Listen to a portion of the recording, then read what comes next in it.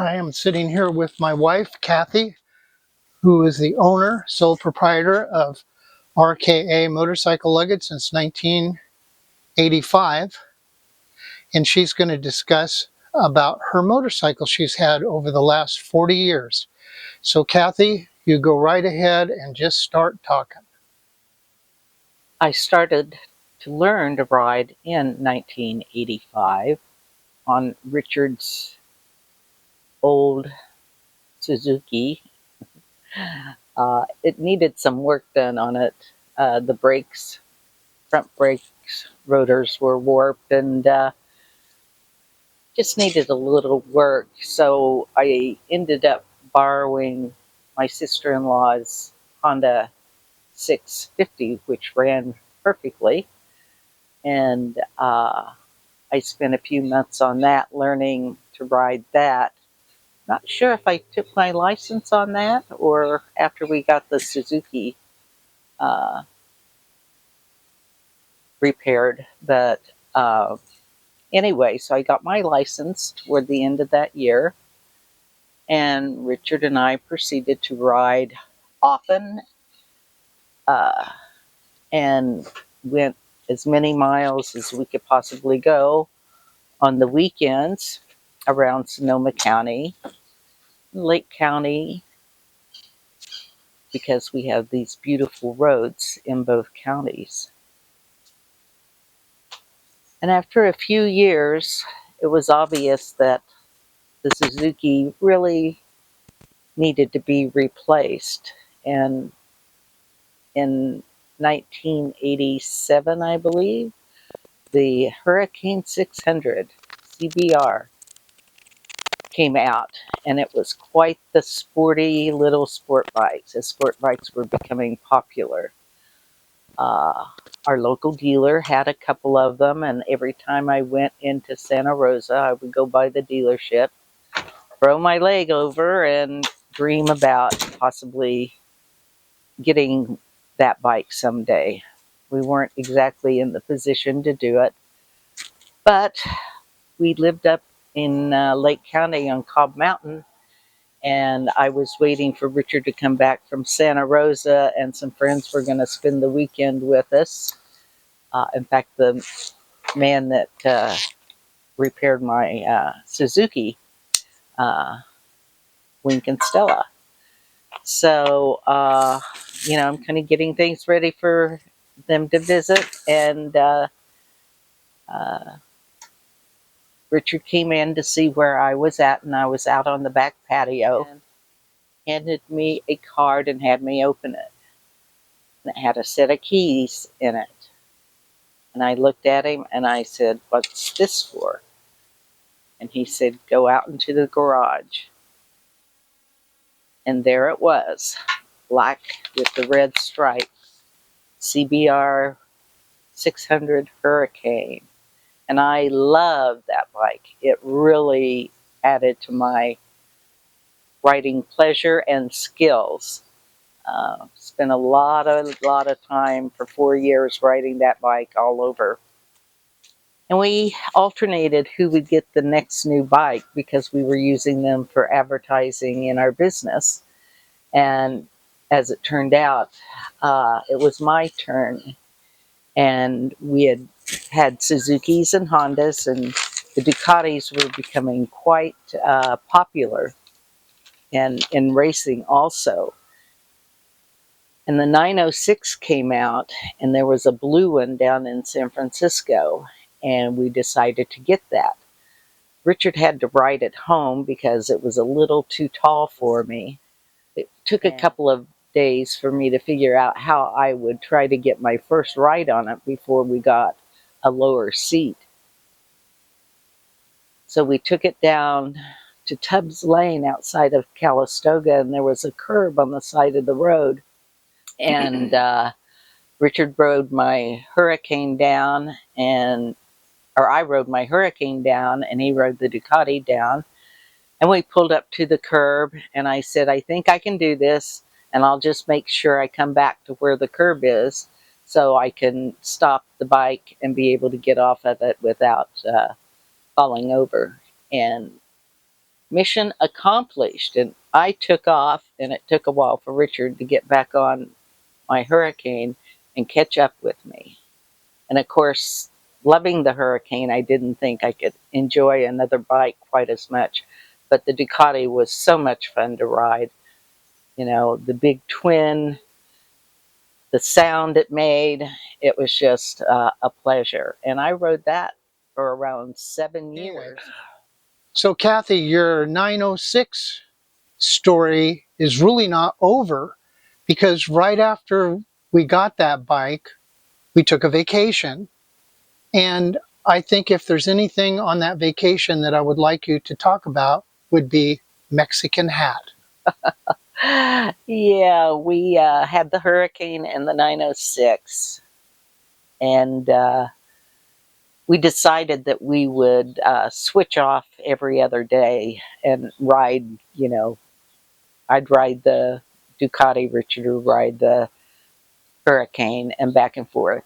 And of course, we head out, we go into Utah, and there's a little town called Hurricane. So every hurricane that's ridden through that town goes by the post office and has its picture taken in front of Hurricane, Utah.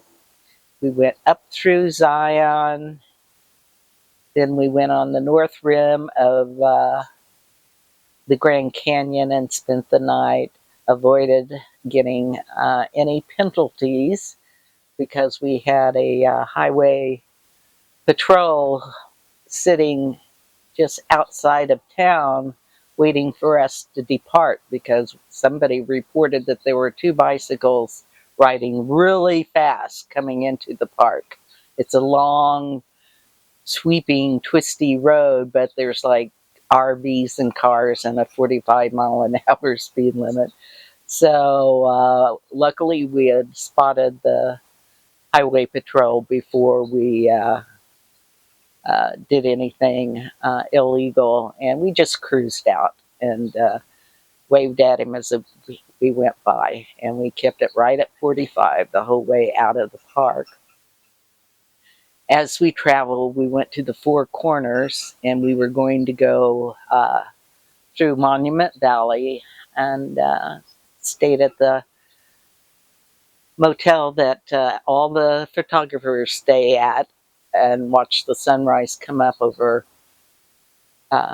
Monument Valley. And what's funny is, you know, that's when, you know, the video cameras were becoming popular. And so Richard's videoing, I got my still camera. And of course, just as the sun breaks the horizon, all you hear are shutters going off.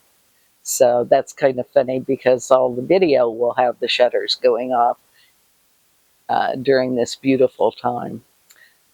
So we load up, we head out. We're going to end up over at Mexican Hat to get gas, and then go over the mountain to the Bridges National Park. And it's about a 3-mile climb with elevation. It's pretty much back and forth switchbacks, not real tight switchbacks, but it's dirt. And we had been told by friends that they did it and it was easy, no problem, on their bikes. So we asked a local guy, had he been up that road lately? And he said, yeah, it's just fine. Well, we get there, and I think it was my turn to ride the Ducati, but once we got to one point, I said, Richard, why don't you ride the Ducati? Because it was going to be a struggle for my hands to, you know, keep shifting and getting the bike in the right gear. So he ended up being on the Ducati and I was on the Hurricane. But as we progressed, the road was awful. It was washboard, not just little ones, but fairly deep washboards. We ended up staying as far over to the edge. Of course, the edge is down into the flatlands, which terrified some people. And we actually ended up moving over to the wrong side of the road. There wasn't really a lot of traffic that we had to worry about. But we managed to get through all that washboardy back and forth up to the top of the Bridges National Park. And of course, it was well worth it because, again, one of our lovely natural wonders in the world is Bridges. But you never believe anybody that's in a cowboy hat, a Mexican hat, telling you about road conditions. Years. But in between those 7 years, I got a Transalp that was way too tall also. Enjoyed that immensely. Then for business, we bought the BMW Fundero, a small 650, I believe. Yeah. And developed a luggage system for it because it was kind of unique and luggage didn't come with it. So we developed this system and started selling a lot of them. And we just assumed we'd sell the bike after we got all our photo shoots done and luggage development. We ended up keeping it because we both really enjoyed it. Richard had a Transalp also. And after the Funduro, it was so much easier to ride on the back roads than the Transalp. Before we got the Funduro, the Transalp got to go to Mexico on a Pancho Villa tour down to Copper Canyon. And we had friends from Massachusetts that came out, both experienced off-road riders. Sure, I wasn't at all. You know, there will be a few other people there, men. Courtney and I were the only women. But it was quite the adventure. And there were some long days and difficult days riding, but seeing from El Paso, Juarez, all the way down to the Copper Canyon was a beautiful way to see that part of Mexico. It was the state of Chihuahua, so there was a lot of terrain changes, and I had a couple of fallovers. One was definitely the biggest in the river, hit a rock, and there was no saving it, so a few of the guys ran out, picked it up. I trumped through a fairly wide river with my boots and arrow stitch on. They got it up this muddy hill, hopped back on, and away we went. And about 12 or 15 hours later, we ended up at our motel, covered in grime and dirt because there was a lot of dusty back roads through the mountains, and then a road that was being repaved. And we were literally covered in dirt. There's probably a photo of us at the motel. But I was a happy camper then, and the group that went with us were a group of Australian men who, from school, would go on adventure holidays every year. Well, they didn't expect two women to be on this and were kind of grumbly about it first. But after that day, that was our second or third day out, I was awarded the koala bear on my handlebars the next morning. So I fit right in, and we just kept riding and ended up down in Copper Canyon, which is a beautiful old mining town, silver mining town, and it's just very small, very quaint. You go from 8,000 feet down to sea level, so it's quite the ride down, and enjoyed that quite a bit. And I ended up, we both ended up selling our Transalp, and I sold mine after I had it 7 or 8 years. It was already 4 or 5 years old when I bought it. Sold it for exactly what I paid for it. And the people were delighted to get it. Kind of an odd bike, but kind of a collector's item too. So after being on the Ducati all those years, and as I aged, my hands started not operating real well, a lot of pain.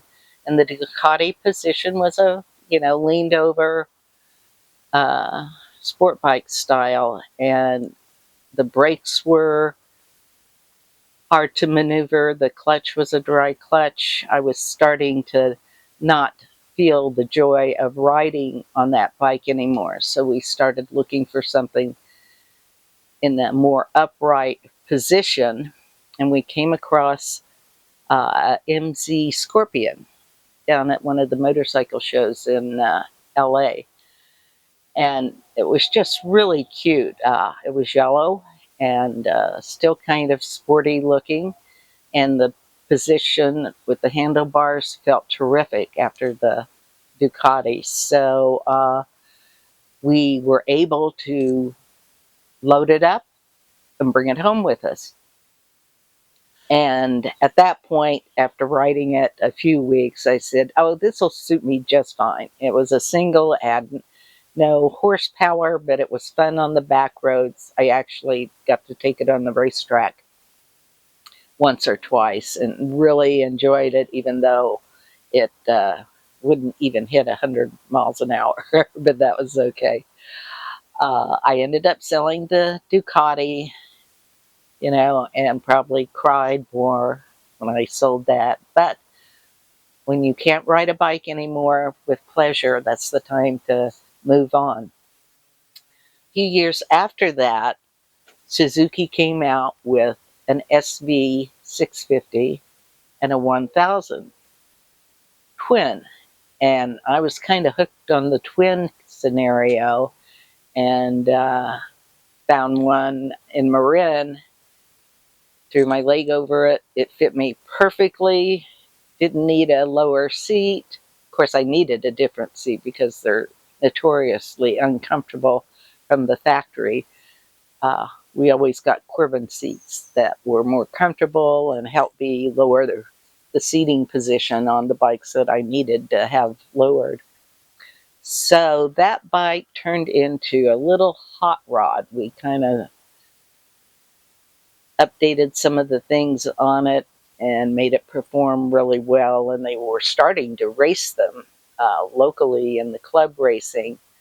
And I never did race, but I started doing more and more track days. And I was kicked out of the C group fairly quickly and promoted to the B group, which I hadn't intended to do. But they said, Kathy, you just have to move on. You might be the slowest B person, but you're way faster than the C group. So I delightfully joined the semi-big dogs, actually really good riders, and learned a lot just by being in that kind of group too on the racetrack. And I really, really loved that bike, but we were thinking after 11 years, we maybe should get another bike. Richard had progressed to a BMW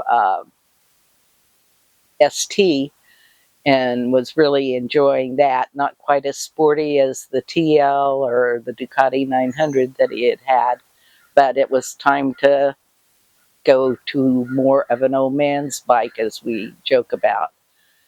And I saw the F800R at one of the motorcycle races. It was the stunt rider that does all these fancy tricks on the bike that look impossible. But I thought, gosh, that's really a cute bike. It's kind of sporty. It's got enough tire to last all day on.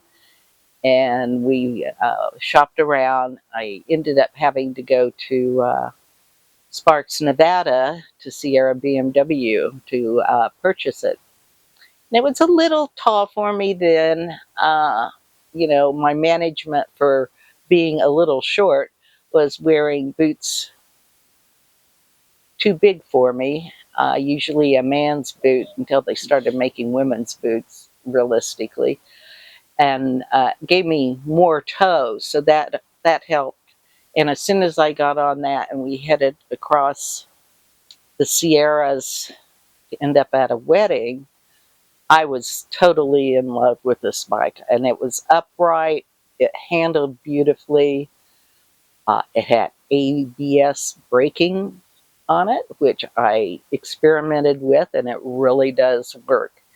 And just enjoyed that greatly. Got to take it to the track more than a few times, rode it as good or better than the SV. And that was finally I decided to go ahead and sell it. My hands had never gotten better, they just got worse, and we were headed into the pandemic, and it was a good time to maybe go ahead and sell it and get a nice price for it. So I ended up doing that, and knew that I probably had to make a decision about riding another bike again. And as it turned out, BMW came out with this very cute G310R.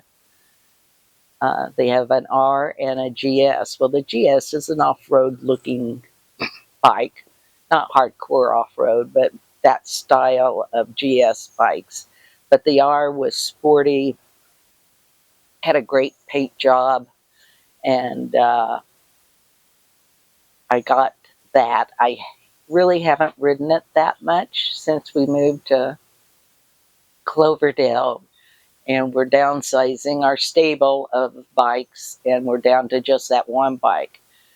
But for Richard, it brings back his racing days on these small 250s, and he can take it on a short little trip, secret road trip, that can be about 10 miles, and you can just go back and forth, and he really enjoyed it.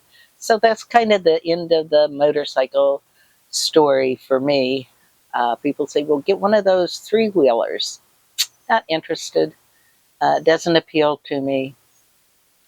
We got into bicycling, so that's a good way to get around and have fun outdoors also. Okay, Kathy, I want to thank you so much for taking the time to sit down and talk about all of your motorcycles that you have over the years, and the trips that we made and the trials and tribulations that you had. And if there's any women non-riders or new riders, I hope that this video has inspired you. Thank you for listening. You're welcome.